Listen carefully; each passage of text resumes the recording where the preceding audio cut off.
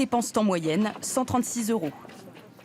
Toujours à propos d'argent, c'est un pactole qui dort dans les caisses des banques. Il s'agit de l'argent des comptes jamais réclamés. Il y en a pour près de 3,7 milliards d'euros. Mais comment les ayants droit peuvent-ils récupérer ces assurances-vie et ces comptes bancaires non réclamés? Mode d'emploi avec Marc de Chevigny et David Salmon. Ok, ce monsieur était marié peut-être? Cette enquêtrice est en ligne avec le service d'état civil d'une petite mairie. J'avais connaissance d'enfants. Elle cherche pour le compte d'une banque les éventuels bénéficiaires d'une assurance vie.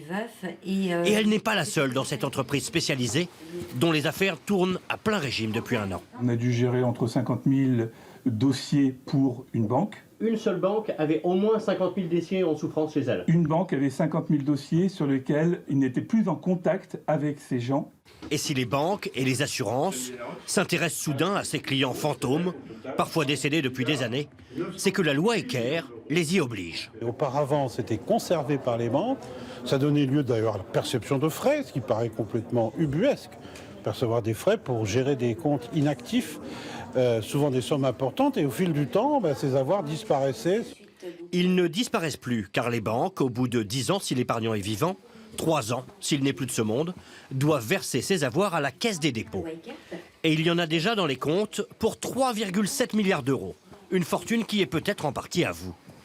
La Caisse des dépôts, elle, ne va pas chercher les bénéficiaires. Mais rien ne vous empêche de lui demander si vous n'en êtes pas un. Il suffit d'aller sur ce site internet qui s'appelle Cyclade. Il suffit de donner son nom et sa date de naissance.